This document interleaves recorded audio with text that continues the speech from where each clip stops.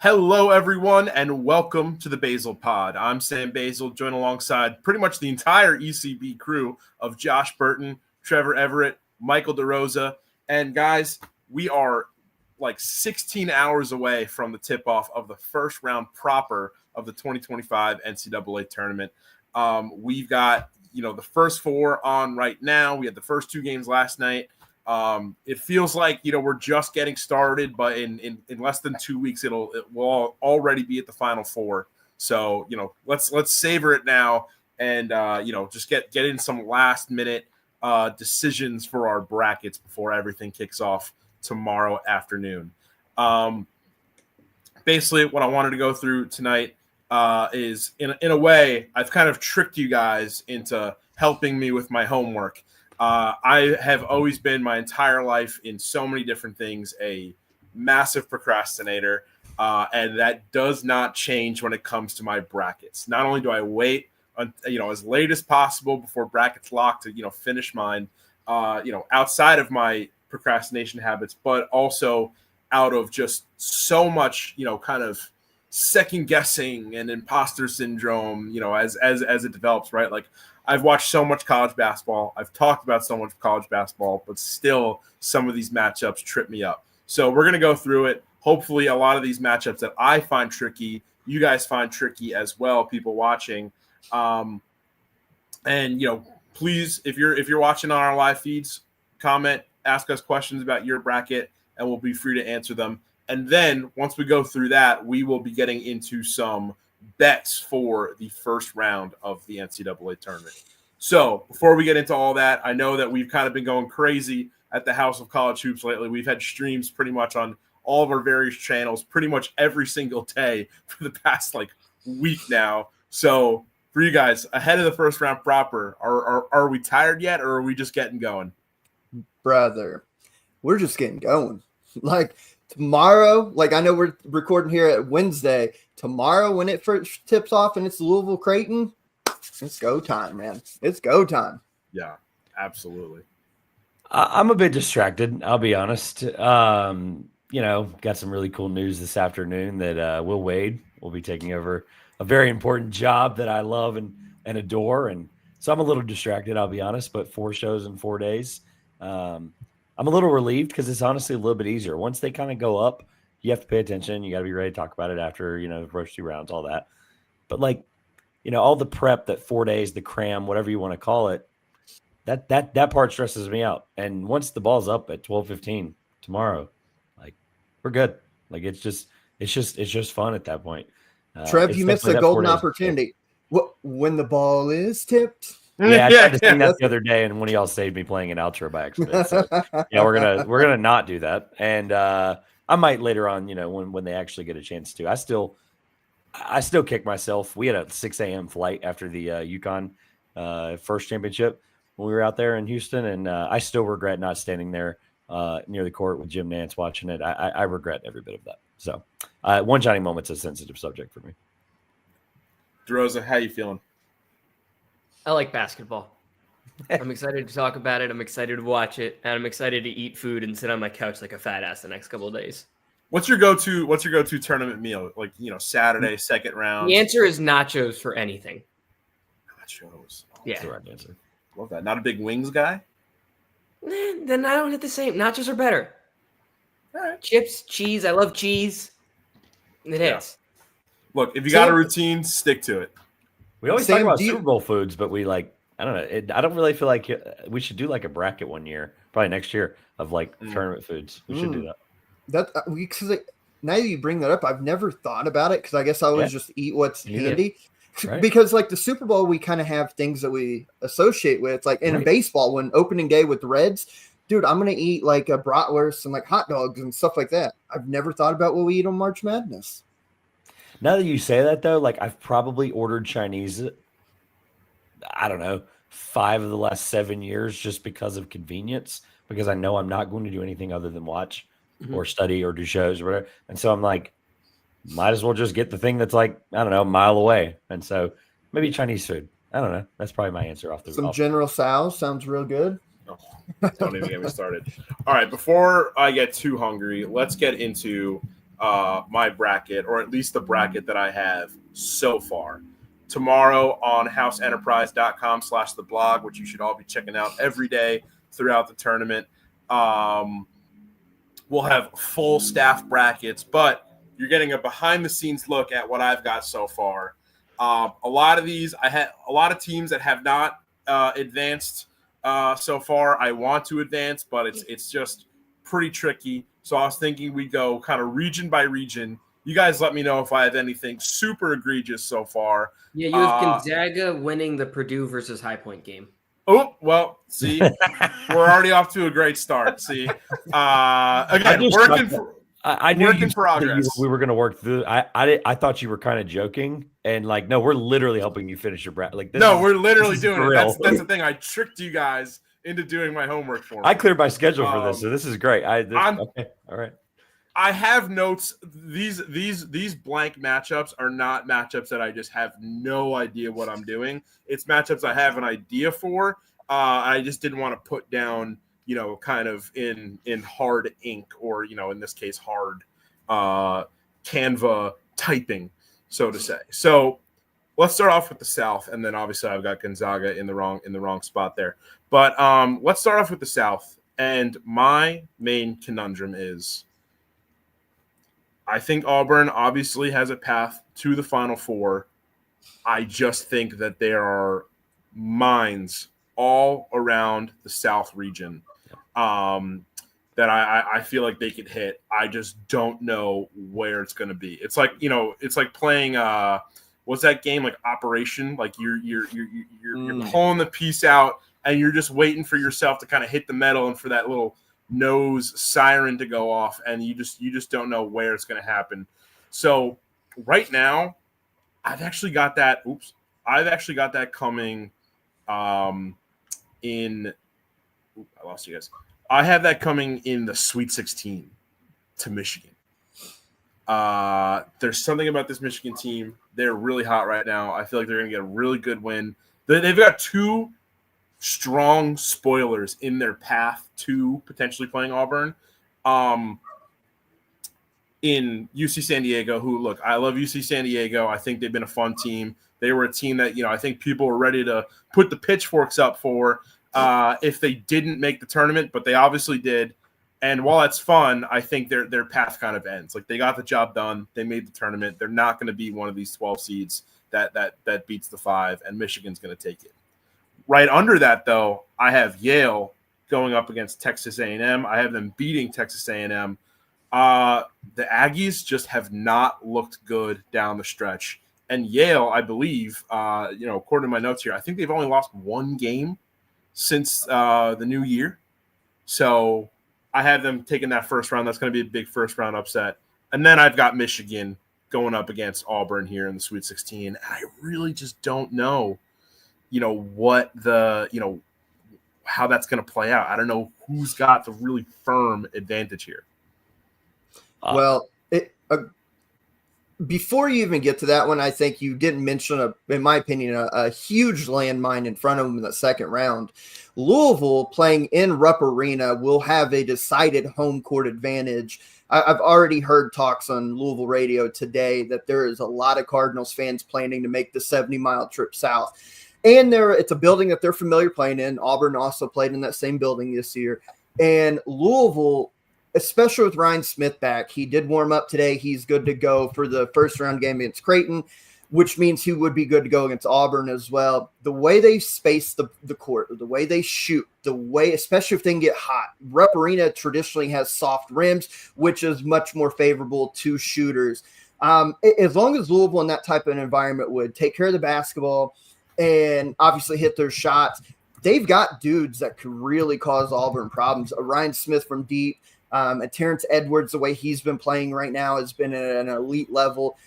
I'd like Louisville to, at the very least, give Auburn a scare for a full 40 minutes. I think there's a landmine right there that Louisville, you look up, they're in the Sweet 16 and they've taken out Auburn. Yeah. I noticed, sorry, I'm not to cut you off, Trevor, but I did not mention Louisville, but as you can see, I don't have that game fully filled out because I did feel like that was also a potential landmine. Trevor, do you also agree that this could be a trap for Auburn here? I do. I also would like to make this even more complicated, and I have Texas A&M not losing to Yale, and so I automatically that makes that whole bottom cluster even more complicated.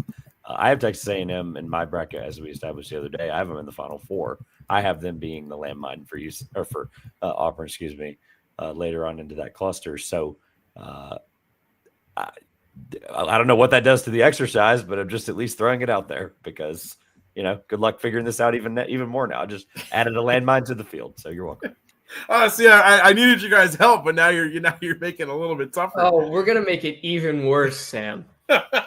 I don't have Michigan making. You have Michigan making the Elite Eight. You said potentially. Elite Eight. Okay. I don't have Michigan making the Elite Eight. I don't have Michigan making the Sweet 16. I don't have Michigan making the round of 32. There it is. Aniwa Tate Jones. If you don't know, you should know. He is a stud. 6'6", moves the ball really well. And that UCSD team, they play 5-out. A lot of 5-out actions. I've seen kind of the trend. They're kind of like the trendy upset, but I've seen if you've gone on the internet today, people are like punching back, being like, the trendy upset never wins. That's wrong. It wins sometimes. And it happened last year, literally. The way they space the floor, and like 5 shooters, Kasich, one of the two. 6'8" big man. The size is a little bit of a worry. But one thing UCSD does really well and Michigan does really poorly, UCSD forces turnovers. Michigan turns the ball over a ton. I think we're on upset watching round 1. And yeah, I'm with Trevor. I got A&M beating Yale. And I think A&M's physicality, makes the tough matchup. But to Josh's point on Auburn, I disagree, actually. I think Auburn's a pretty bad matchup for Louisville. I think the size up front, Louisville doesn't have a match to it, and Auburn has the athleticism to guard the Louisville guards on the perimeter. So I got Auburn. I kind of think this road sets up pretty decently for Auburn to be in the Elite Eight and probably a Final Four. If the one advantage for Louisville is to like space Auburn out, like Janai Broome is hitting threes this year, and so like that immediately makes that a little, I just feel like the one advantage they'd have, Auburn can probably figure it out. I'm glad that Mike was that confident in UC San Diego because like we've talked about this. This is my 3rd podcast with Michael in the last 72 hours. So I'm glad that we've had time to absorb this because I'm probably still going to decide on that one at 11:55. Like tomorrow. Like that's probably one that will be the last thing I fill out because I just momentum's a real thing. Michigan has real momentum. I don't know, man. Like UC San Diego, they do the two things that they can exploit Michigan on is they force turnovers and they don't turn the ball over.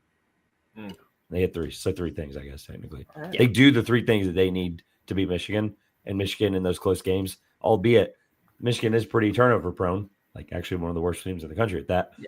Problem is they don't do it in clutch. Like I'm giving you an NBA comparison here. We have this stats in the NBA about the clutch. Mm-hmm.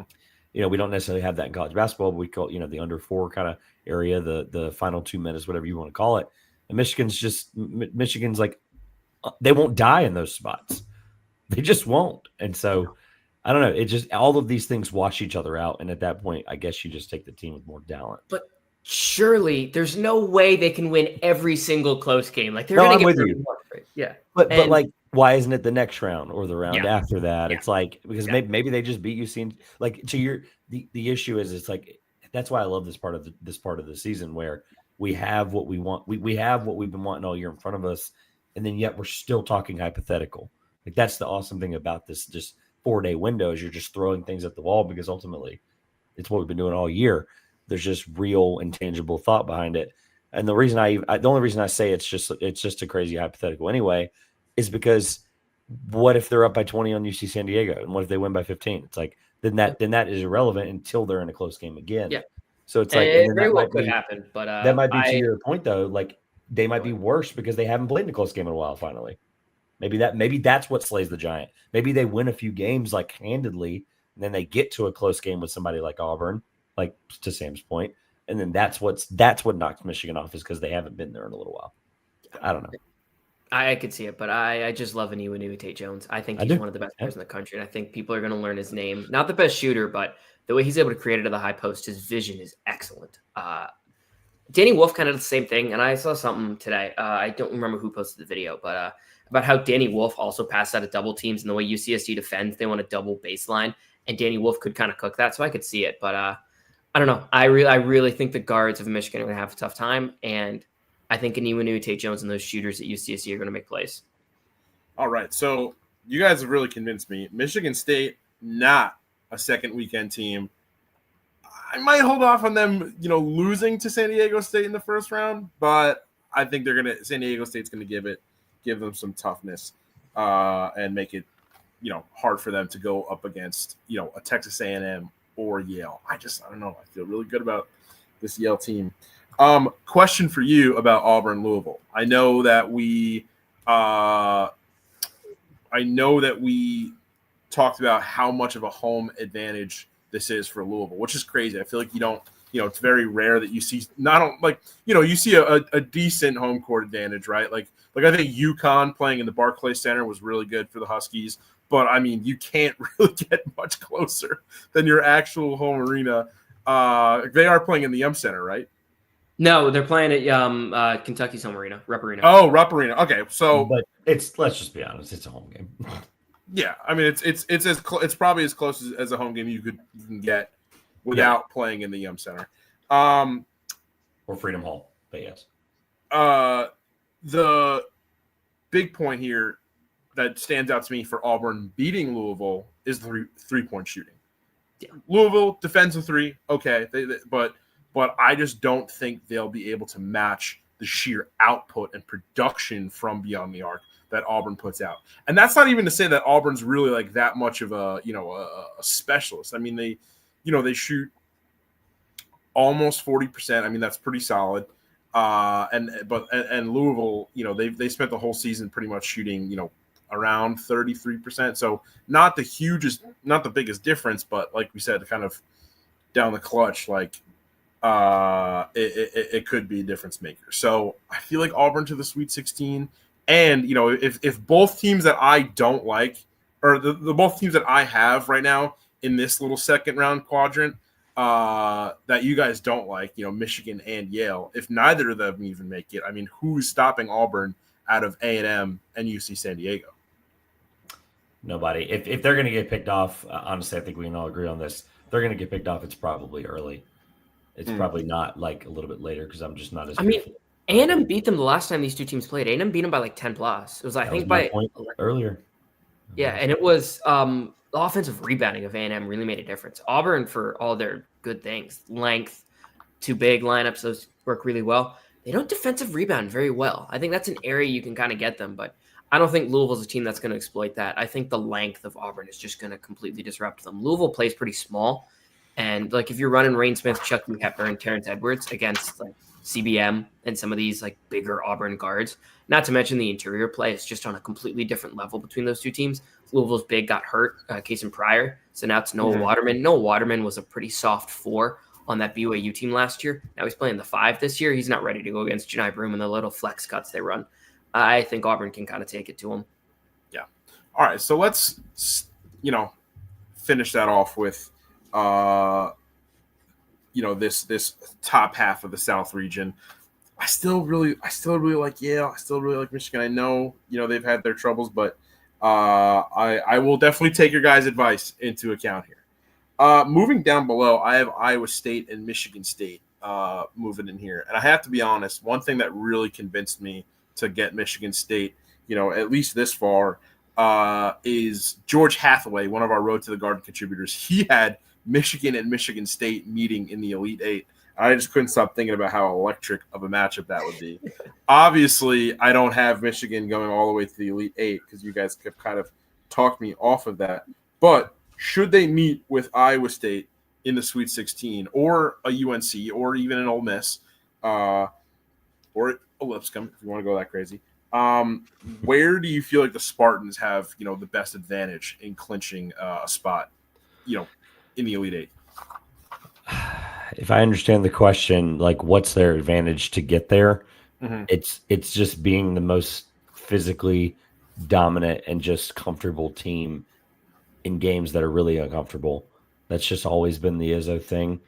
Unfortunately, if Iowa State, we know Gilbert's gone more than likely for the entire tournament, which kind of sucks. But If I like Iowa State's also probably better at that. And so avoiding Iowa State would probably be the answer to your question.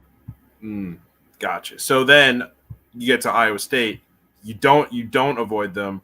Iowa State, another great shooting team. They really don't turn the ball over like at all. They force a lot of turnovers.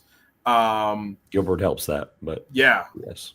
How do the Cyclones, kind of give Michigan State trouble here? I like the rim protection of the Cyclones. Josh Jefferson and Deshaun Jackson are both pretty good rim protectors. It's kind of hard for them to score on them on the interior when those two are both out there. I think that would be how they would give Michigan State trouble. The guards definitely worry me without Keyshawn Gilbert, as Trev mentioned. You're hoping you get a good game from Curtis Jones and Taman Lipsey. And just hoping the offense does enough. Gilbert's a really high usage player. Some of the other metrics don't really love him, but I like his game quite a bit. But yeah, I don't know. Yeah, I really think you hope the rim protection is good because Michigan State, just about everything they want to do is run and get to the rim. They just straight beeline to the bucket. So if you can do something to contain that, I think that makes a difference. Yeah, I know we're going region by region, but I'm just going to point this out. Michael jokingly pointed out Gonzaga being in two places. I fixed it, by the way. It looks great. Yeah. I just noticed that Florida is already winning a national championship, and we haven't even determined how we get there. So I have doubts about that decision, but that's okay. Not about the fact that they're the ones doing it, about the fact that they've already won it despite not knowing how we've gotten there yet. Which is interesting. It just dawned on me. I'm like, wait, they're in the middle. Oh, he literally has them winning it all. Wait, they don't have an opponent in 3 spots. It's like, never mind. Whatever. This is a great exercise. I just think it's just a very funny. I was gonna save it until we got to the West, but I just couldn't look past it any further.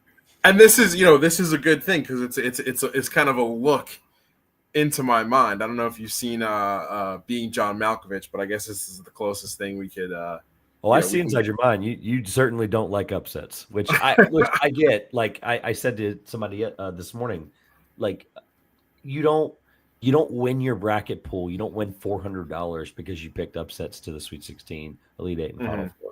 That's just not what happens. Enough of them happen that you get a few right. Awesome.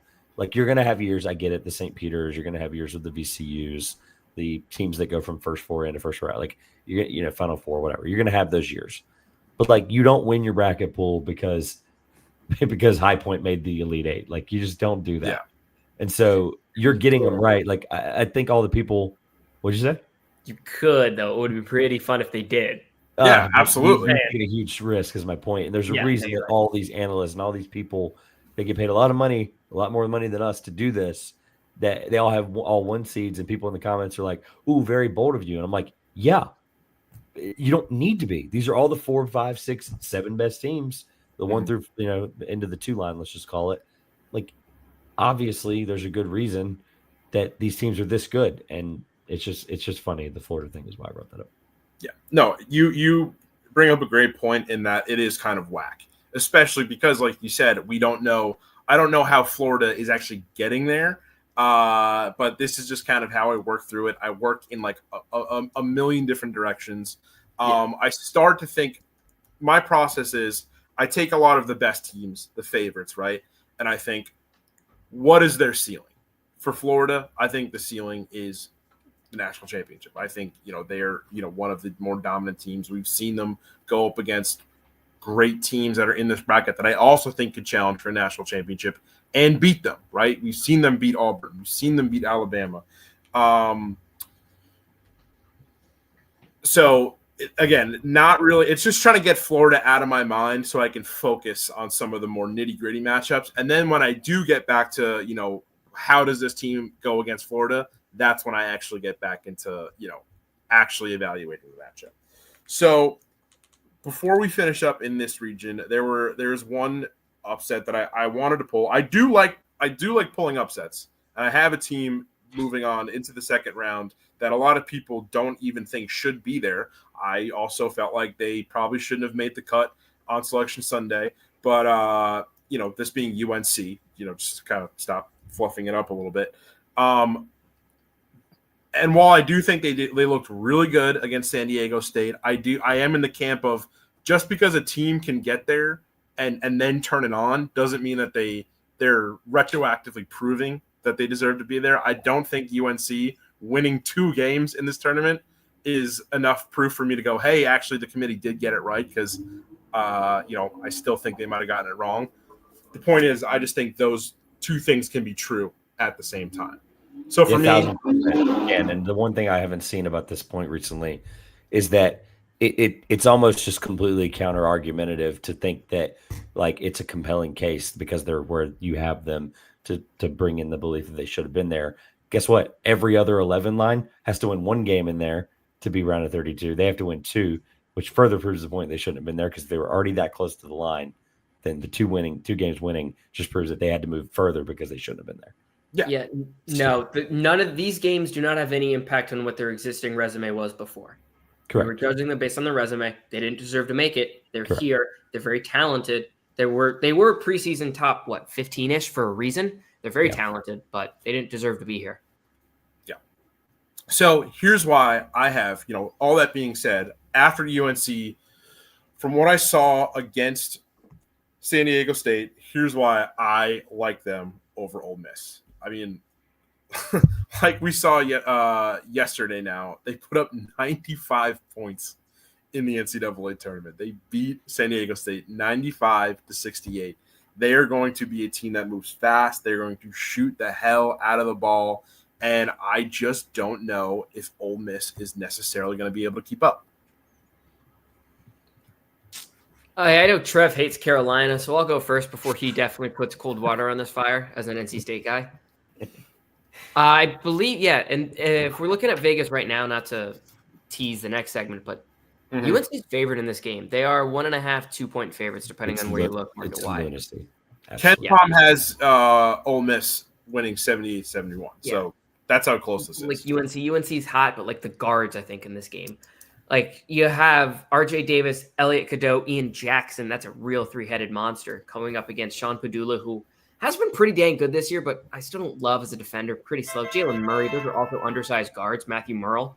That I don't think that's a huge advantage for Ole Miss. And another weakness of Carolina is interior play.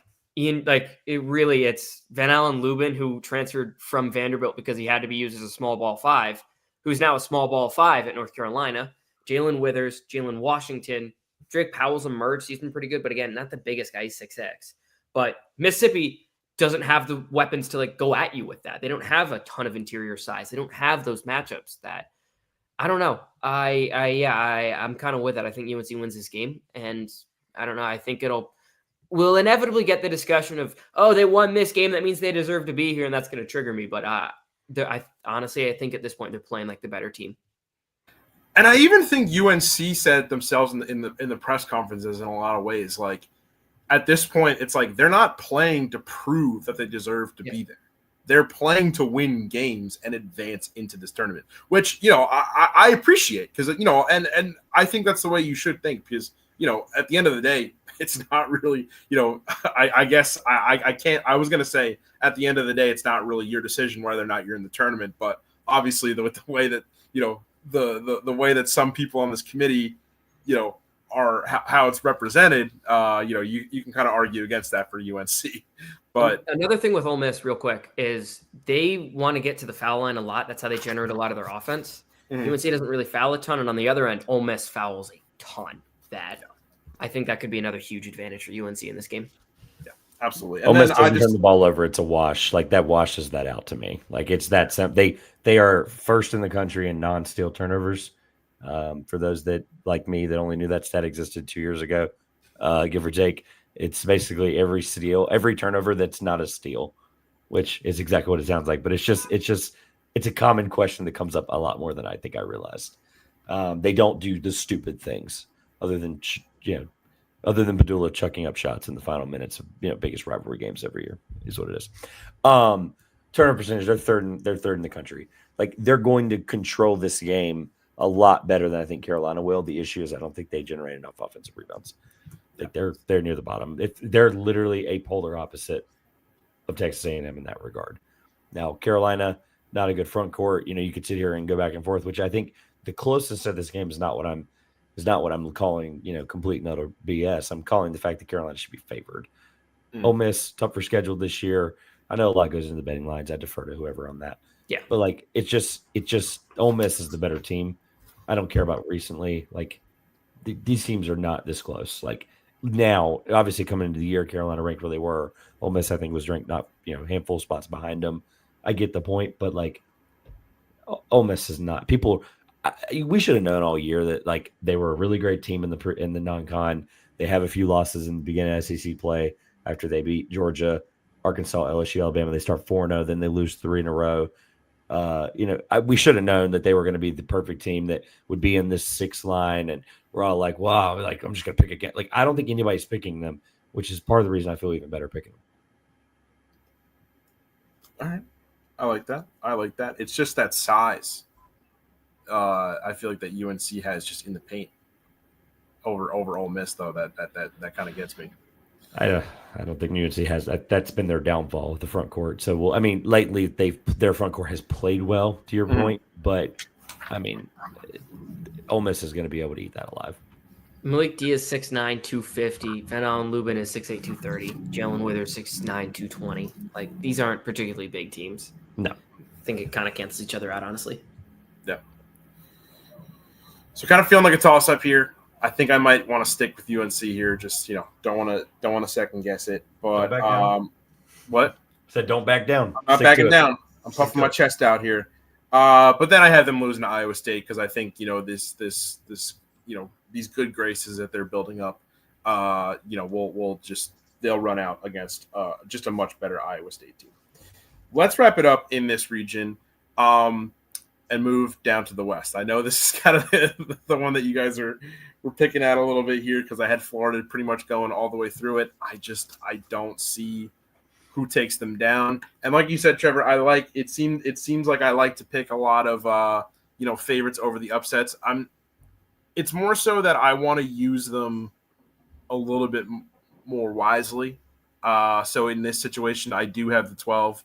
Going up over the 5 seed, that being Colorado State over Memphis. I don't know. The American has not been really that great this year.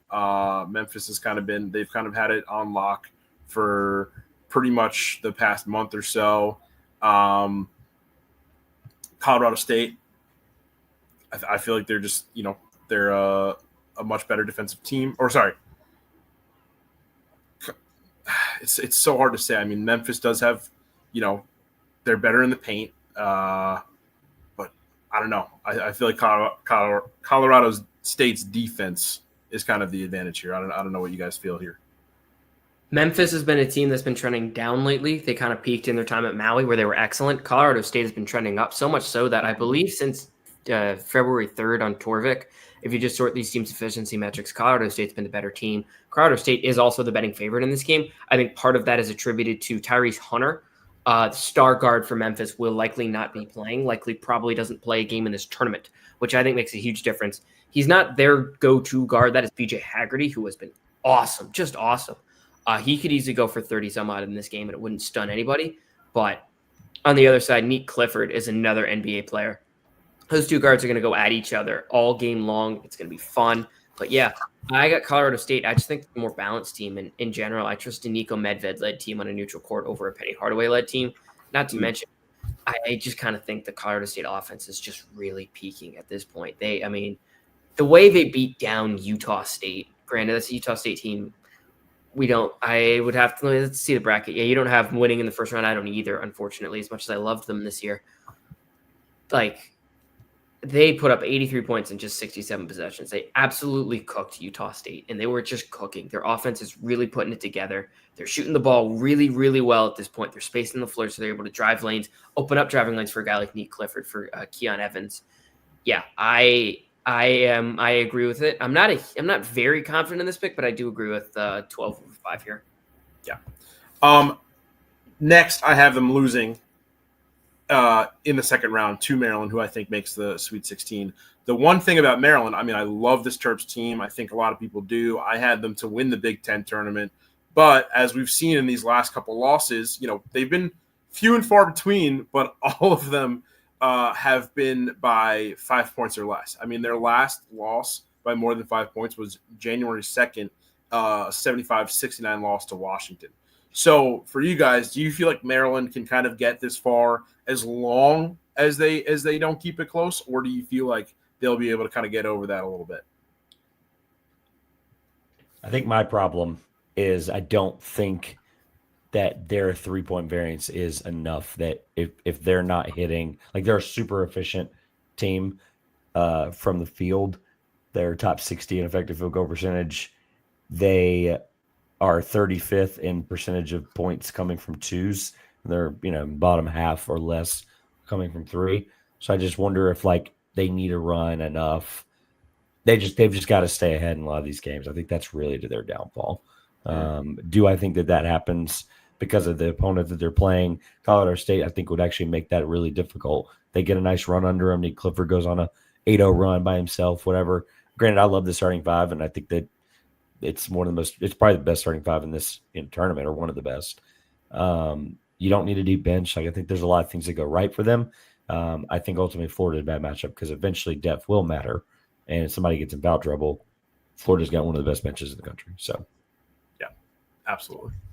I actually wouldn't be too stunned if Maryland was the team that took down Florida in the Sweet 16. I would not. Yeah, I'm fairly confident in Maryland getting there. This Grand Canyon team, it's not the same team as last year. They just don't have the sauce, for lack of a better term. They don't really have elite guard play. Tyon Grant Foster has been playing hurt these last couple of games, and it shows. He was the best player on the floor in their St. Mary's game last year. This year, he's just okay. He's not the same guy, unfortunately. Maybe he can get back to that version, but I think you're going to need to. As Trev mentioned it, the Crab 5 is probably one of the best 4 or 5 starting lineups in the tournament at this point. Mm-hmm. That lineup is excellent. And yeah, again, to another one of Trev's points, depth at this point. We're in the tournament. This is where it gets nitty-gritty. This is where your best 5 are going to be out there for 80, 90% of the time. And Maryland's got the better starting lineup. So yeah, I think they go there. And either Colorado State or Memphis, I think they'd be pretty handily. Then the Florida matchup, I think, gets kind of tough. I don't think they beat Florida, but like Florida wants to run 2 bigs. Condon, they brought back Hanlington off the red shirt. Ruben Chinyelu. They run a lot of 2 big lineups. Maryland runs 2 bigs too. Maryland can match that. It comes down to the guards, really. And I also think Maryland's guards can kind of match Florida. I think Maryland's a pretty tough matchup for Florida, that when we talk about that game, I think it's going to be pretty interesting. I do lean Florida because they've been the best team in the country for the last 3-4 weeks, but that's not a pushover. That is not Florida's run from Sweet 16 on is not easy. No, correct. Not at all. I know I agree with you there, but I have them going all the way. Yeah. But to kind of defend myself a little bit, to fill in some of these blanks here, playing St. John's in the second round, I have penciled in, not finalized. I have Arkansas, and then I have St. John's beating. This is the really tough one for me. Like either Missouri, Texas Tech. I think they can beat either. I just don't know who gets here. And now, the more I think about it, I'm starting to question Missouri Drake. I know there's been a lot of talk about Drake being kind of the 11th seed to win, one of them to win in this tournament. Looking at it right now, it's so tough. I mean, I feel like their defenses kind of cancel each other out a little bit, but I know, it's going to be really tough here. So first, let's go all the way back. Can Missouri avoid the upset here against Drake? I think they do. I think Missouri will be able to push the pace a little bit in this one, which sucks. I really like Drake. I feel like we've talked about this at length, how much I really like this Drake team. I love Bennett Spirits. I will be rooting for Drake in this game, just full disclosure, but I think Missouri gets him here.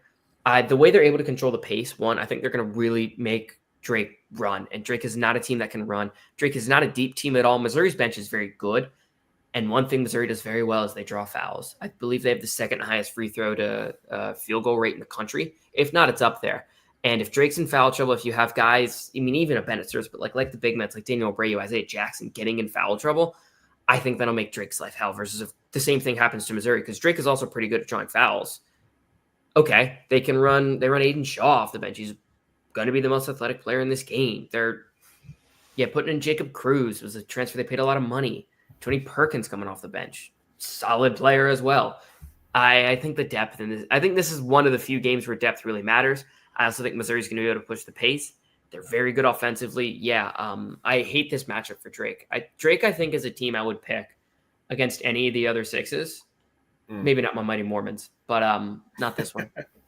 Someone made a really quick. Someone made a really good point. I heard. I wish I could credit them properly. Made a really good point about the Missouri Drake thing. It's literally polar opposites of styles, and I wonder if Drake gets control of the game early enough, and it frustrates Missouri, and they're playing stop start versus constantly going foot on the pedal.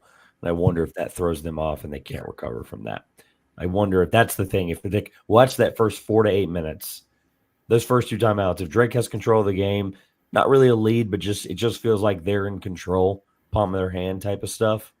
I think that you might as well live bet, all the money on Drake because Missouri's probably not coming back. So, DeRosa, you brought up a really good point in how much Missouri draws trips to the line. They actually do that pretty well above average, the national average. And then if they can use that to their advantage against Drake and win, they are way, way better at doing that as well than Texas Tech. Texas Tech is not a team that really likes to draw, a lot of contact. They're not great at, kind of winning at the line, but they shoot the three very well. They don't turn the ball over a lot. They also don't force a lot of turnovers. How do you feel like this one's going to go? Texas Tech's a team I completely buy this year. I really like this Texas Tech group. Elijah Hawkins has been a point guard I've fallen in love with since his time at DeMatha. Then he went to Howard, was good there. Went to Minnesota, very unheralded transfer, was excellent in Minnesota. I believe he led the country in assists last year. If not, he was second, but he was up there. And now he's at Texas Tech. I really like the way he controls the game. He's small. I believe he's listed 5'8", something like that. Whatever he's listed at, he's probably shorter than what it is, unless it's 5'8". But I love his game quite a bit. Speedy, controls the game very well. Yeah, listed 5'11". He's 5'8", please. Good shooter, not great, but JT Toppin in this game is just going to go ham on whoever is at the Missouri front court. He is amazing. He's 5th in KenPom's National Player of the Year ranking for good reason. He dominates games. He's an excellent rebounder on both ends, despite being just 6'9", draws a ton of fouls, finishes in the lane, doesn't turn the ball over much, despite how much he is used. He's excellent. He's truly excellent. And then we look up and down this Texas Tech roster. Really, they're going 6-7 deep at this point. But yeah, you've got shooters across the floor surrounding Toppin, who is a fine shooter in itself. He's made 16 threes this year. Not great, but Chance McMillan, 40% from 3. Christian Anderson off the bench, the freshman, is a stud. The way he controls the game is awesome. 40% from 3 as well. Kevin Overton can shoot. Kerwin Walden was recruited as one of the best shooters in the country, 40% from 3 as well. They've got shooters everywhere. If Darren Williams is playing, I think that makes a big difference because he's a big switchable wing, can do multiple things, can drive the lane, dishes the ball really well, can hit shots, does just a bit of everything.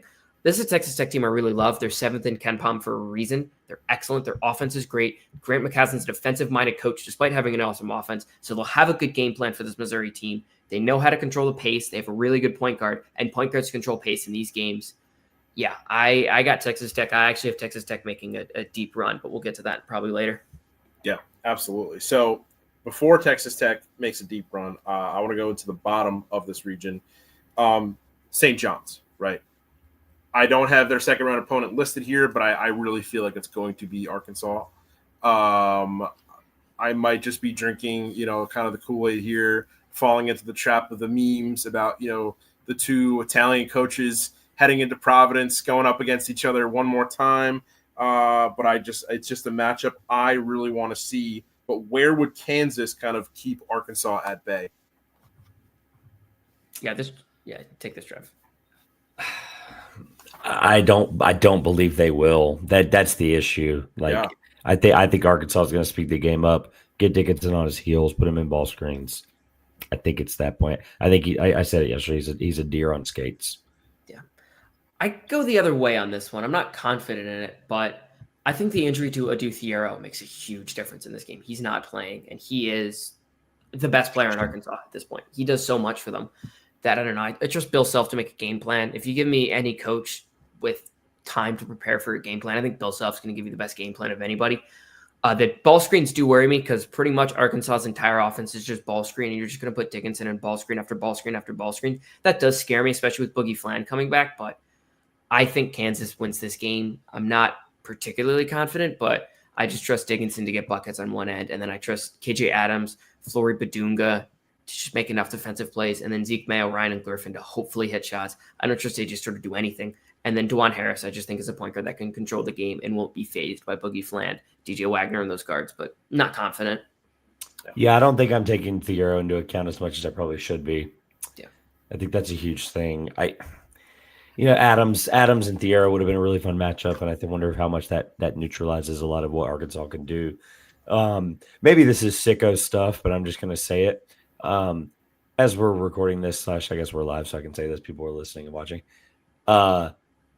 The result of this Texas game may have implications on this Kansas-Arkansas game because, I don't know.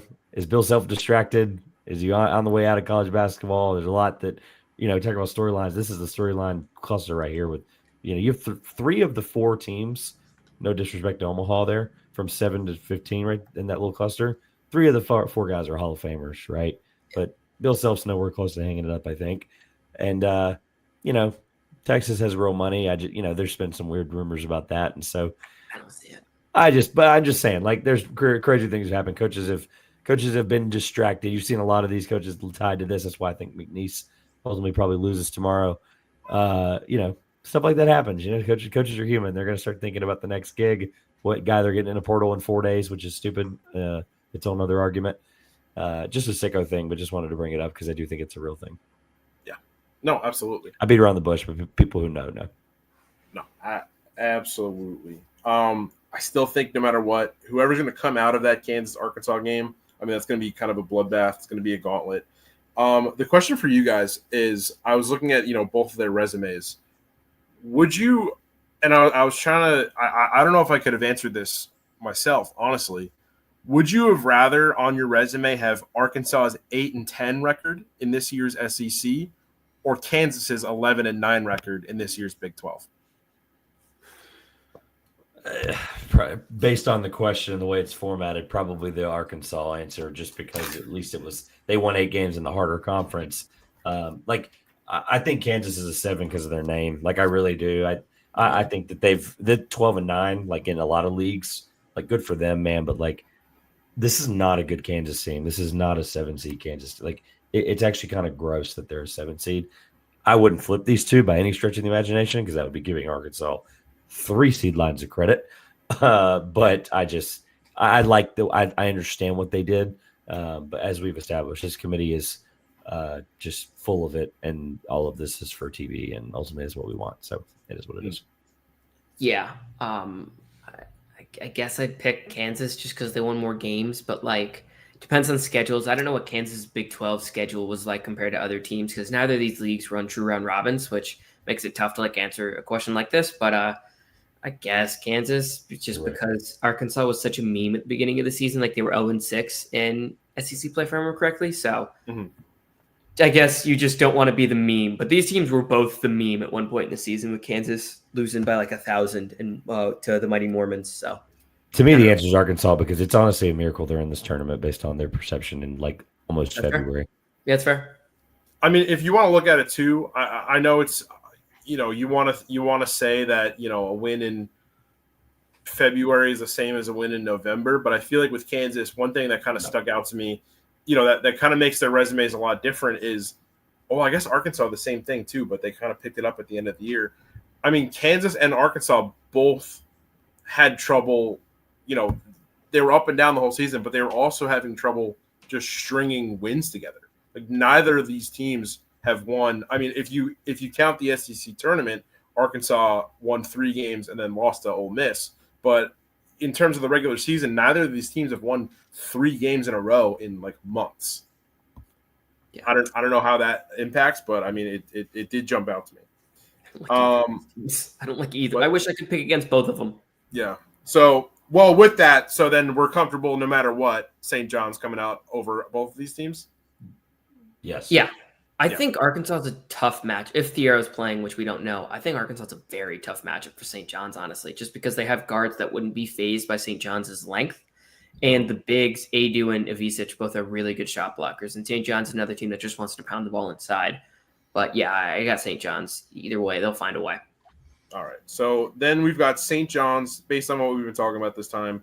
we've got St. John's going up against Texas Tech. I just really love the Johnnies here. I mean, maybe it's because I live in Queens and I just want to keep seeing them move on. But I have a tough time knocking St. John's out of this bracket before the Elite Eight. What do you guys think? This is probably one of my hotter takes on the bracket as a whole. Florida's kind of the trendy title pick. I don't have Florida winning the national title. I don't have Florida making the Final Four. And I don't have St. John's making the Elite Eight. I got Texas Tech. Texas Tech's in my Final Four. I really like this Texas Tech team. I mean, I mentioned it at the last point. I think they match up well with St. John's because they're such a good shooting team. They're not going to be phased a ton by that St. John's length. They might be a little bit, but not a ton. And I think JT Toppin can give Zuby Ejiofor a run for his money. Texas Tech is 7th in KenPom for good reason. They've gotten these big wins. They won at Houston. St. John's is essentially budget Houston at this point. They're very similar, but they're budget Houston.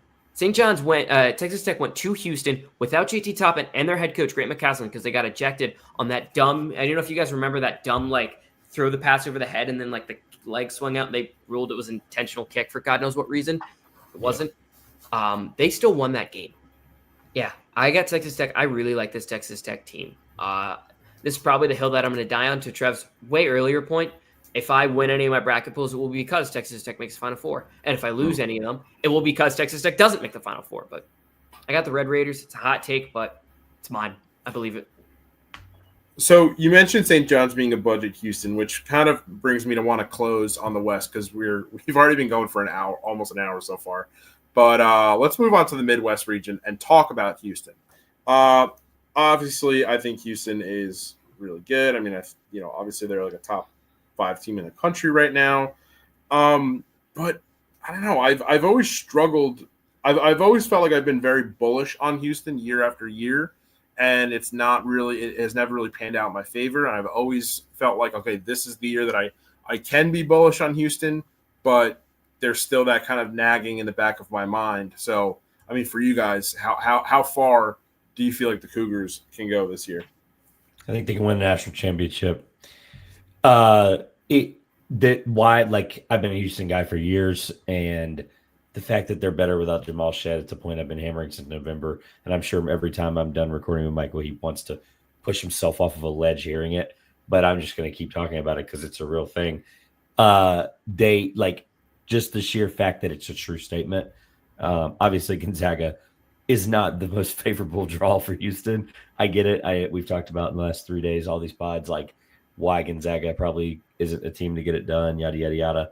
But it's Gonzaga, it's Mark Few, it's Nembhard, it's Graham Ike.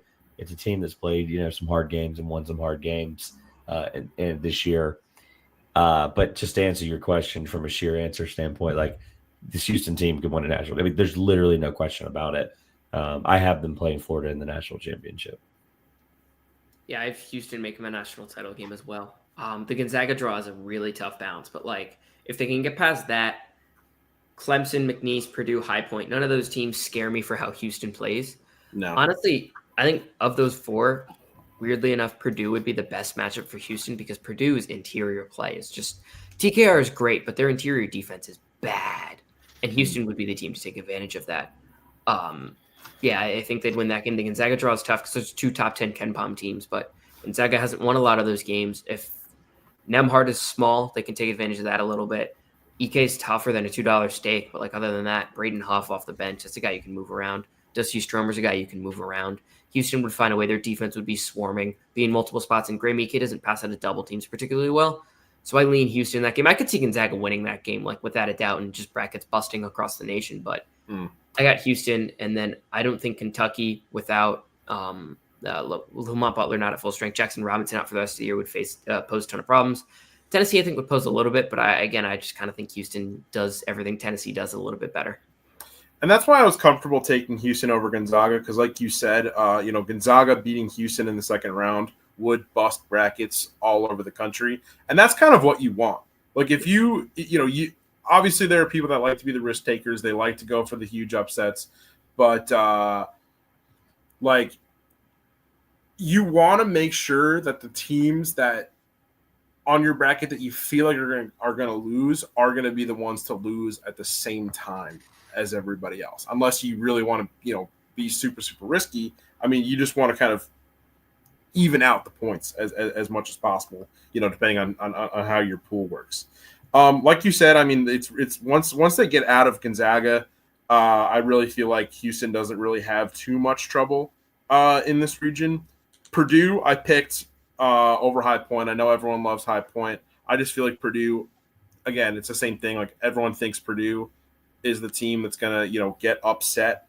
I feel like people like to pick against them. I just don't see it happening with this High Point team.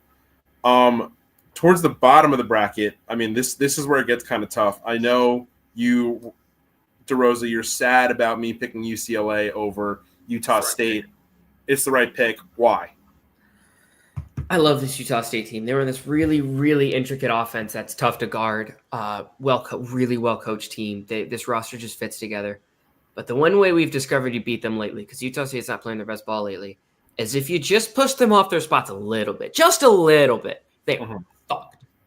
And UCLA pushes teams around. If you really just want to do analysis on it, Google a couple of Utah State players like Drake Allen, Ian Martinez, Mason Falslev. Then just Google Sebastian Mack, Kobe Johnson, just look at them and just be like, okay, these guys are going to push these guys around. It's that simple. Gotcha. I didn't speak up earlier, but no, I have High Point beating Purdue. I just want to make that abundantly clear. Why? Just because Purdue's going to have the best player on the floor in Braden Smith. High Point's going to have 5 of the best 6 guards on the floor at any given moment. High Point is 5 deep at the guard, 6 deep really at the guard position. And they have a guy there. TKR is going to have a nightmare with Jocelyn Bodo, excuse me. He's just an incredible force that's only been playing basketball a few years. He's got the typical footwork, soccer overseas type of story, but he's incredible. I believe he's officially a 2-time Defensive Player of the Year in the Big South. They're legit 12 deep. Like, it's a real thing, and they run almost like hockey lineups where you're never going to be comfortable. Purdue's never going to be comfortable in those spots because they're constantly going to be putting guys in, and Purdue's constantly going to have to be playing, their matchups. They're going to have to be figuring out on the fly things constantly. Now, I think Payne's an incredible coach, and I think he's one of the most intelligent coaches. There's been some videos this year that have surfaced proving that. The problem is they haven't played a team this deep this year. I really don't think there's any team in the Big Ten that they just constantly had to be worried about matchups like that. And I think that, along with the 3-point shooting, the offense, the lack of turnovers for High Point, High Point, their KenPom thing, they're top 100 in every single statistical category except for non-steal turnover percentage. Wow. Top 100. They're even top. Let me narrow that down. They're actually top 60 in every one of those statistical categories, and 60 at this offensive rebound percentage, for crying out loud. They're the best offensive team in that entire cluster, and I think people aren't taking them seriously enough, I think, is the problem. Never been there. Big South, I get it. They had to come back down from they had to come back for a 15-2 run against Winthrop in the Big South championship game just to be here. So they've been tested. They played American, a team that just was in the game we just watched here as we're recording this. They played tournament teams. They beat UAB on their home floor. They lost to Norfolk State, who's in this tournament. They've played some tough teams, and obviously the Big South this year was very top loaded. So I just think there's so many things offensively going for them. Yeah, defense is going to be a problem, stopping those guys from Purdue. Yeah, I get that. But I'm not too worried about TKR because they have ways to neutralize them. I think this game is very high scoring. I think this game could be played in the 80s, high 80s even. Yeah. I think these two teams are going to get out and they're going to get buckets. The two offenses are the best units in this group. High Point's defense is a point of concern for me. They really can't guard anybody. But Purdue's defense also isn't good. Purdue, again, I mentioned their interior defense isn't good at all. Yep. They're 350th in the country at 2-point percentage allowed. Teams are shooting 56.4% from inside the arc against Purdue. That is really, really bad, especially for a high major team. That's the worst high major mark in the country. That is bad. Next is Iowa, a team that, under Fred McCaffrey. And by the way, Iowa's next coach we are picking against in the 6-11 game in the West there. But they don't play any defense. Then we just keep scrolling for a bit. And yeah, Oklahoma's next, another team we don't really trust. I can't trust that. They're going to score. Braden Smith is awesome. TKR is going to get buckets. But on the other side, High Point's going to do the same thing. I think this game's going to be high scoring, high variance. I got High Point in this one. I think Trev made every single point I would have made, except a little bit better. Joslin Boda, and I've seen him in person, so like I feel like I'm vindicated in every bit of my responses. Yeah. But just to give him a little bit more credit, it's Joslin Boda, by the way. I want to make sure I had that right. 7-footer, 255. He's 42nd in the country in offensive rating on KenPom.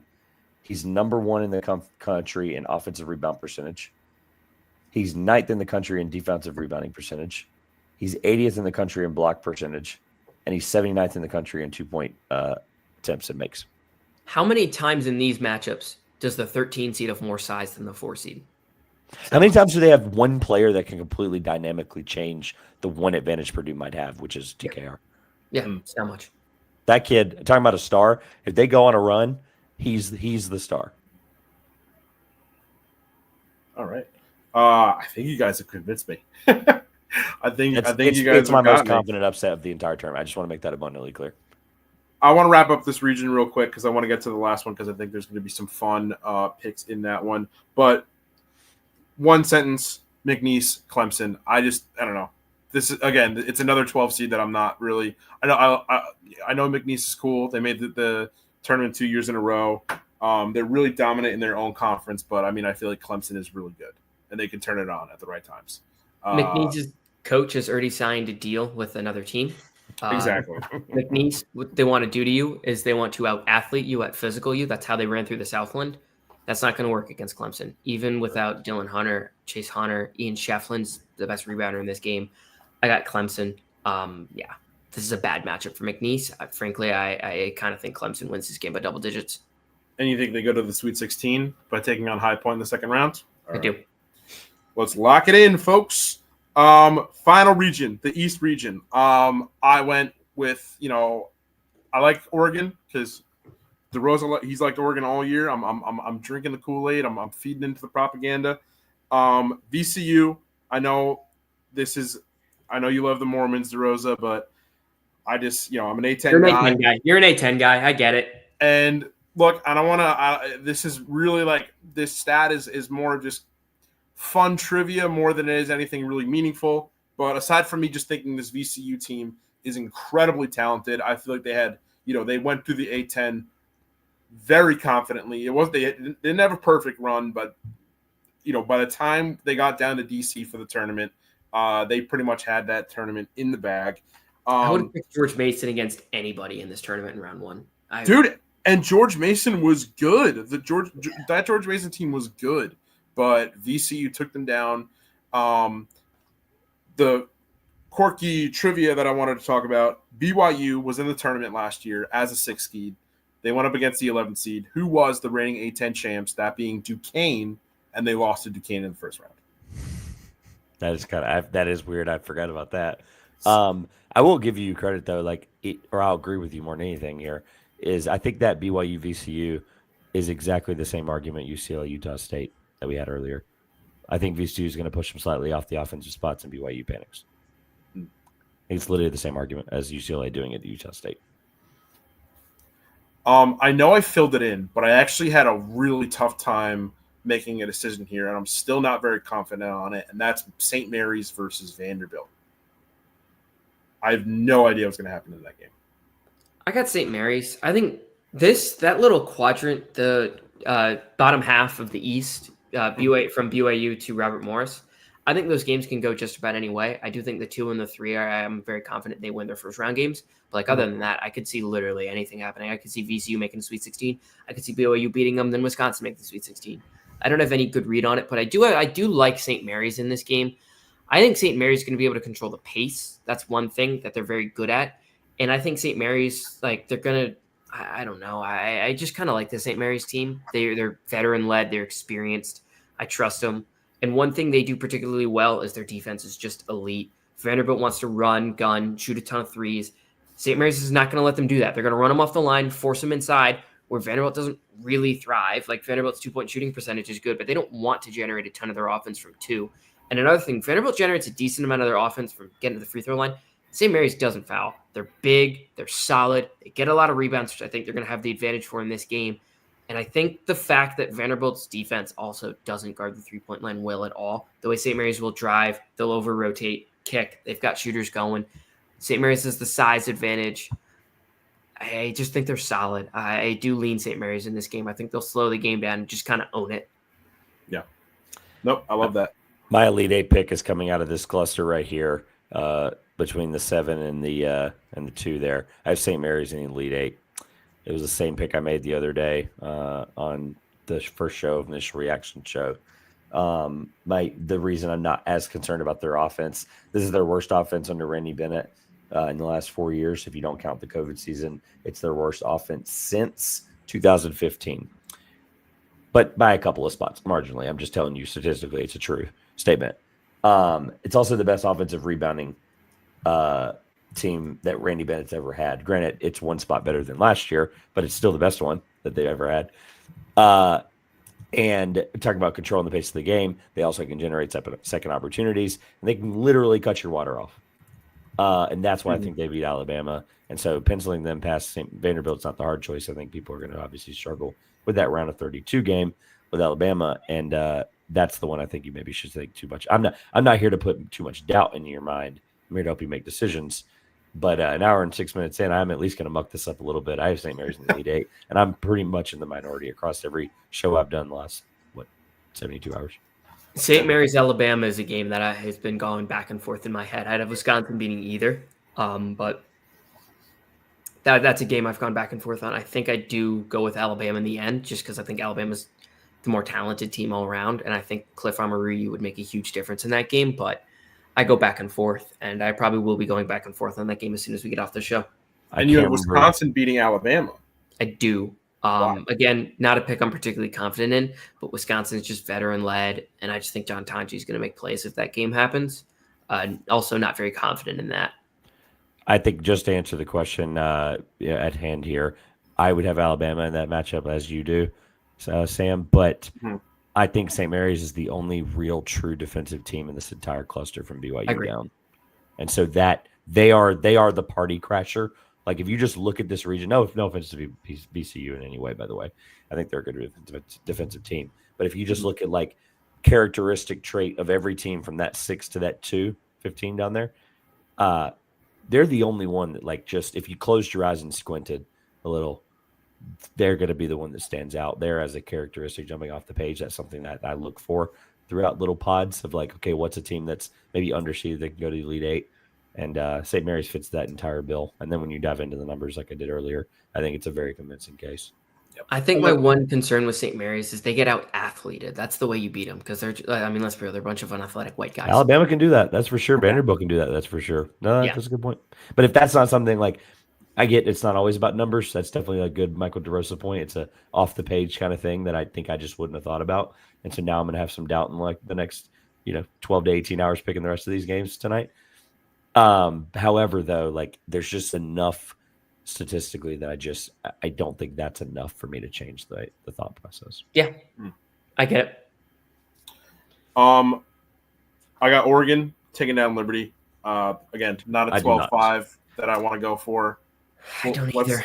And I have Arizona going up against Akron and beating Akron. A lot of people aren't picking Akron, it seems, which I think that's actually really weird. Seems like a lot of people don't have Akron. Yeah. Why don't you guys like Oregon? Michael, would you lay out the red carpet, buddy? Go ahead. This is also not a game I'm very confident in at all. I did go with Liberty just because Liberty is an awesome shooting team, and Oregon is so hot and cold. They lost 6 of 7 from January 18th to February 8th. Then they won their next 7. Then they beat Indiana, looked pretty good doing it. Then they looked pretty bad against Michigan State. They're very hot and cold. And straight up, Liberty is just one of the best offenses in the country. They're the 5th best three-point shooting team. They slow a game down. They have all the giant killer formula. I don't know. I could see Oregon's defense causing them problems, but Oregon just is another team to me that just had the sauce early in the season. And they just don't now. It's not a confident pick for me. I got Liberty. If you want to keep Oregon, honestly, I wouldn't blame you. I could see Nate Biddle causing real problems. I could see Jackson Shellstead being the best guard in this game, also causing real problems. But Liberty slows it down, shoots a ton of threes, hits a decent amount of them. This is a game I've gone back and forth on as well. But as of now, I've got Liberty, though. The more I think about it, the more I'm changing my mind. Liberty, people will be underestimating them because of their name. But Conference USA was the ninth best conference in KenPom this year, ahead of some really, really incredible competition that we always think of that in that class. They're battle tested, so that will not be any fear of anybody there.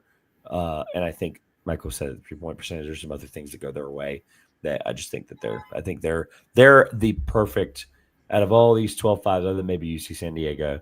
Michigan's got a good reason we talked about earlier why you can't pick against them. Because Colorado State, they're only the 12-9 because they won their conference tournament and they had to. McNeese is only a 12 because they play in the Southland. Liberty's really the only true 12-seeded team that's actually probably fairly there based on being a conference winner of a decent conference. And they're just the picture perfect 12 seed to beat a 5 seed, which, by the way, I don't have the exact numbers in front of me. It happens a lot more than obviously people probably realize every year. So. Yeah, absolutely. Should Liberty beat Oregon, does that punch Arizona's ticket to the second weekend?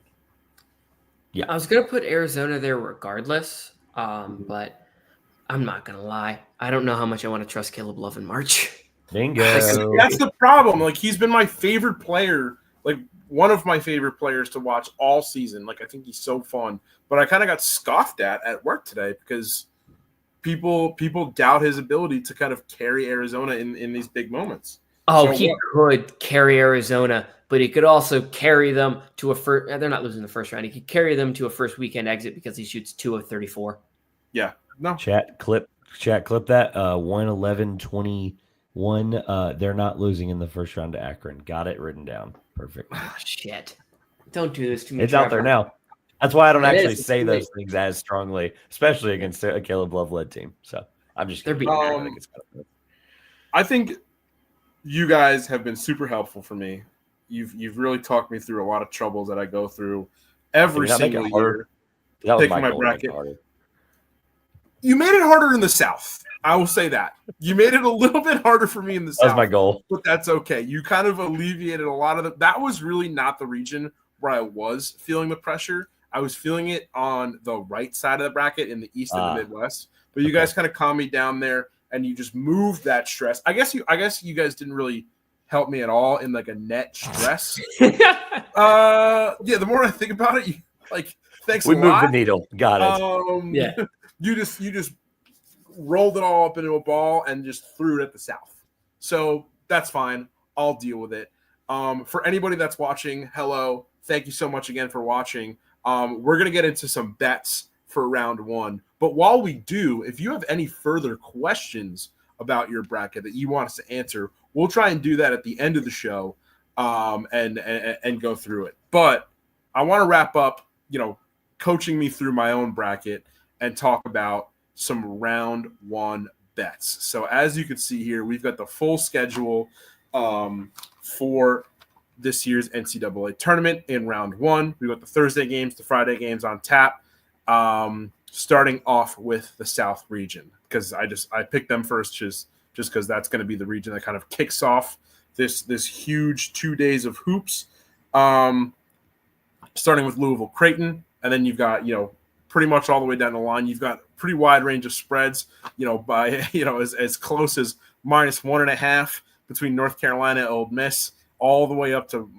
31.5 favorite position for Auburn over Alabama State. So for you guys, starting off with you, Michael, what are one or two bets that you really love in this region?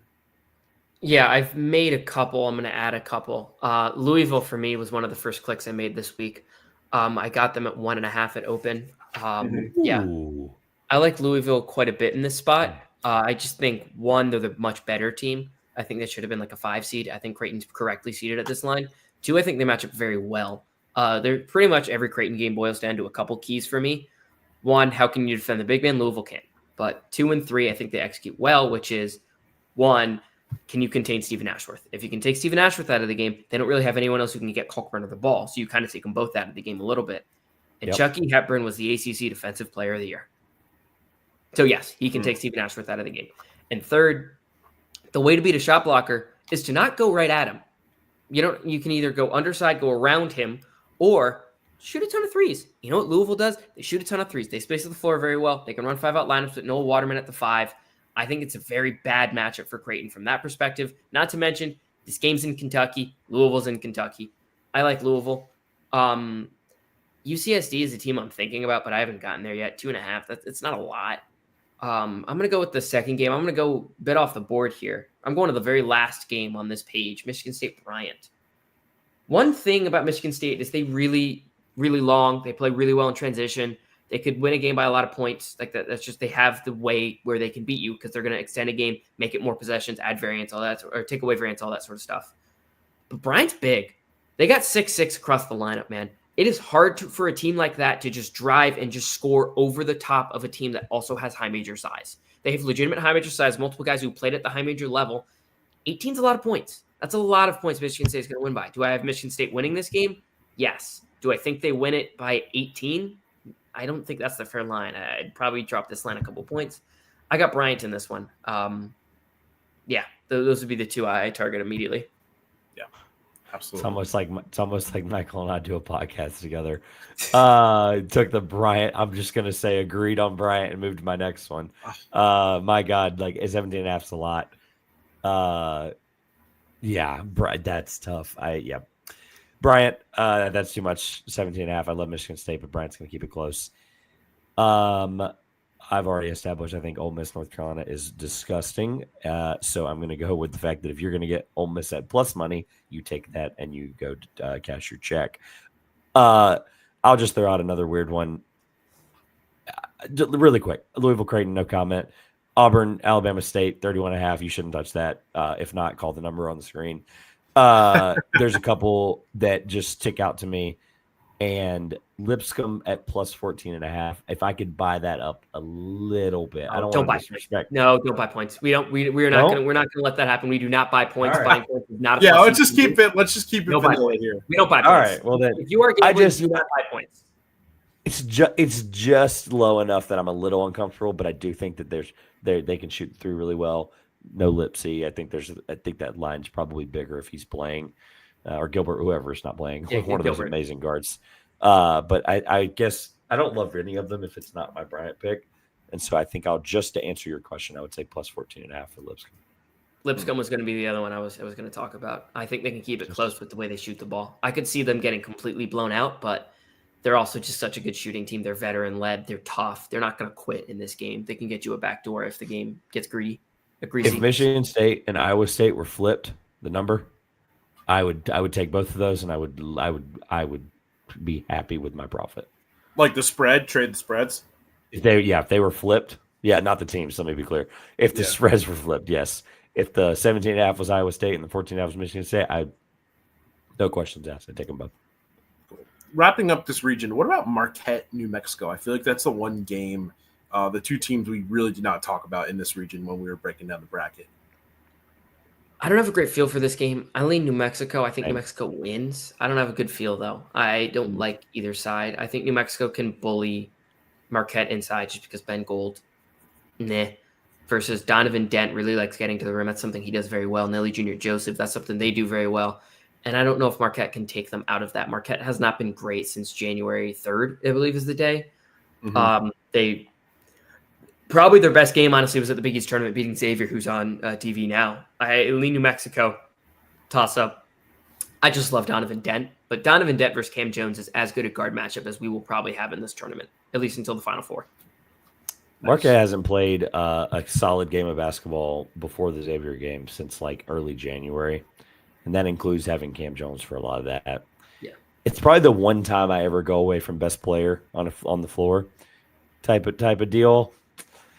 I'm going to go New Mexico semi-reluctantly, even though I picked them last year against Clemson. I think this is the year they maybe kind of finally get it done. And I was so confident New Mexico was going to make a run. They burnt me. I had them in the Final Four, remember? Yeah, we all had them going real far. I had them in the Final Four, and they lost in the first round to Clemson, who ultimately almost made the Final Four. So I felt kind of vindicated. Just carrying the torch of your pick. Let's move into the West region. A little bit more closer spreads. I mean, we still got that, that 116 Florida minus 28.5 versus Norfolk State. UConn versus Oklahoma looking a little spicy at minus 5.5. And then obviously the closest one, that being Memphis -1.5 versus Colorado State. For you guys, what's the play here? Yeah, this region, I don't like this region from a betting perspective as much. 6.5 for Drake seems like a little much just based on how they can control the game. Mm-hmm. That was the first look.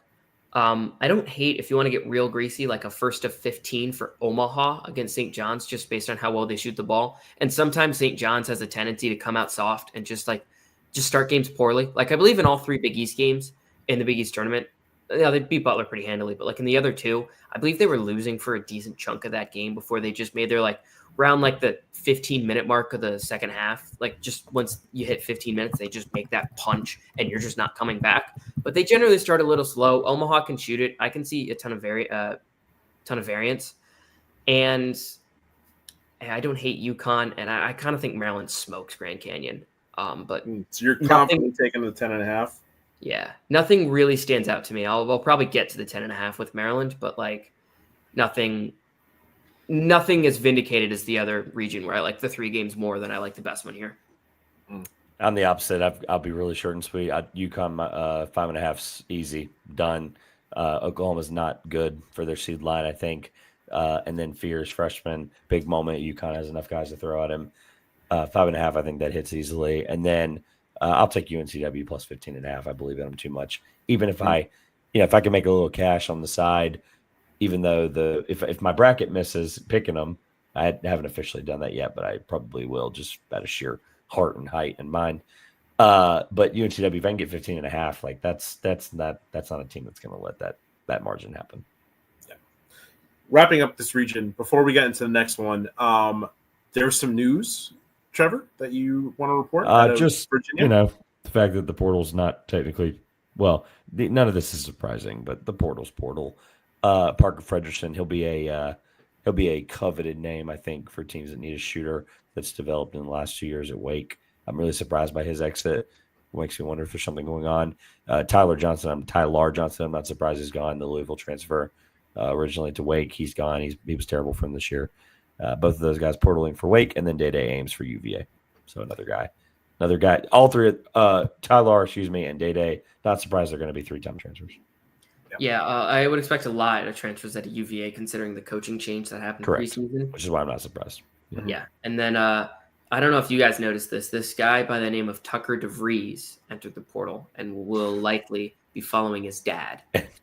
And wasn't tagged as a do not contact. I thought that was pretty funny, which I know that technically doesn't happen until the 24th. They make the official do not tag list or whatever, but it's just it's just funny. And Bryce Hopkins on that one, yeah, that's one to put on the back burner. Let's move into the Midwest region. Purdue High Point. I know you guys convinced me to take High Point to win straight up. That's a pretty close spread for a 4-13, 7.5 points. I mean, obviously, if you want High Point, if you got High Point winning, you've got them covering. Is that worth placing some cash on? Honestly, yeah. I don't know if I'd play that. I like the over in that game quite a bit. I believe it's 143. I don't know if I have bet that yet. If I haven't, I will be betting that as soon as we get off this show. I don't know. In terms of that game, I just think just based on the variance, I kind of like the money line more. I think if High Point loses and it's plus 305 is the best you can get. If you're on recreational books in the States, you can probably get like a 280. I still think that's worth it. Just based on how I think that game plays out, I think it's a ton of variance. And because it's high scoring, if Purdue does win, I could see them winning by like 10. I would just take the money line, like the plus 280 there. 2 other bets I've placed in this little quadrant. I got Gonzaga at 4.5. I got a really good number there. A book I have was hanging a bad number, and I took advantage of that. I don't know if I'd take it at the 6.5, honestly, but just transparency. I have that. And I kind of think Clemson smokes McNeese. But my favorite pick of everything on this board is the over in Purdue High Point at 153.5. We're in lockstep. Gonzaga 6.5. I still think is plenty good, and obviously I agree on the over. So awesome. Let's move into our final region of the night, East region. Some pretty close ones. This might be the closest. Obviously, you see there we have -X for Duke. We were not aware of the result of that game. That's going to be a Mount St. Mary's win. They just beat American 83-72. I know, was Mount St. Mary's almost mounting a comeback there, or did American come from behind to win that one? Or sorry, they close. American almost mounted a comeback against Mount St. Mary's. Excuse me. But American's best player went down in that game pretty early, so Michael was big on American, and once that happened, he knew he was dead. Oh, that's tough. That's tough. Matt Rogers is such a good player. We have a spread. It's 31.5 in that game. I wouldn't touch it, but if anything, honestly, I'd take Duke if you put a gun to my head and said pick. Do you ever not take a spread like that? Not only just because it might be tough, but also just because it's just not fun. Yeah, and if you're gonna do that, usually they hang the crazy number on the first half. That would be 20.5, but that would probably be what I would think first. Yeah, especially with that Cooper flag. Are they really gonna try to play too risky? I don't know. That's another mental thing. I hate to interrupt the broadcast here. Johnson just tried to absolutely end someone's life, and he accidentally posted his teammate but missed the dunk. I've never seen anything like this. It was crazy. His teammate almost, Onyema, 21, almost knocked him out from under him and almost lost his NBA draft spot. Wow. He almost killed the man. Sorry. Let me chat, clip that real quick. Clip that one. Yeah, dude, that was insanity. I obviously believe Liberty. I didn't realize it was 6.5. Yeah, that's not enough to get. I don't know. I clearly believe St. Mary's Vanderbilt, so I'll take the St. Mary's 4.5. I'm not taking anything else on this board. I think Wisconsin, Montana. If I had to give you one outside the board, a little bit, I would take the under in that game. I think it'll just be a little clunky, even though Wisconsin offensive, they just haven't been strong to finish the season here. So, yeah, I don't have confidence in this region. I don't have confidence in any of these spreads. Liberty was one that I thought just because if they want to slow the game down, I think that game could be very close and 4 or 5 points. That was kind of my first. But again, none of these are real money, real consideration. Arizona also in the 14.5 against Akron is something that makes me think a bit. And Alabama has so much blowout equity that I could see them winning that game. Honestly, if you want to take an Alabama 30+ alt, I think there are worse bets in the world. But yeah. I don't know if I'm going to get to any of those, just to be completely transparent and honest. Yeah. Well, that's some good stuff. I mean, these are some pretty good starting bets for folks to take in these first rounds. We'll be back here throughout the tournament, probably talking about some more bets, probably talking about some second chance brackets once we get to the second weekend. I know DeRosa and I had a ton of fun doing that last year. For some reason, we didn't do very well because our whole philosophy was we went crazy. Don't pick UConn. And then UConn won. Yeah. I remember this vaguely. Yeah. I remember this vaguely, and I had a good laugh. That was my philosophy going into bracket season last year. It's 60% of people are going to pick UConn. So if you want to win your bracket, don't pick UConn. And then UConn won every single game by 20+ points and made it look like they should have been in 90% of people's champions. So that was a bad philosophy on my part. So probably a very different approach to this year's second bracket, but that's what this is all about. No. Sam, I go down swinging. Fool me once, shame on you. Fool me twice, shame on you again, baby. Let's roll. All right, so maybe get ready for some crazy stuff next Wednesday night when we fill out our second chance brackets. DeRosa's getting some practice punches in to silence the haters. But for that, thank you again so much for checking this out. We hope that our expertise here, helps you get through some pretty tough picks in this bracket. Obviously, you still got time as of being live right now. We've got about 12.5 hours before brackets pretty much lock around the country. So best of luck to you tomorrow. Best of luck to you for the rest of March. Trevor's got flashing his Final Four shirt. DeRosa's flashing his Georgetown shirt there. It was missing out. For Trevor Everett, Michael DeRosa, Josh before he had to hop off. This has been the Basel Pod, a product of to House of College Hoops and House Enterprise. Make sure you check out house-enterprise/the blog for updates on everything college basketball, everything, our crew wants to talk about. We've got NFL draft stuff coming up. We've got baseball coming up. Next week is opening day, so get ready for some great coverage. But until then, keep checking out House Enterprise. Follow the socials down here, and we'll see you guys next time.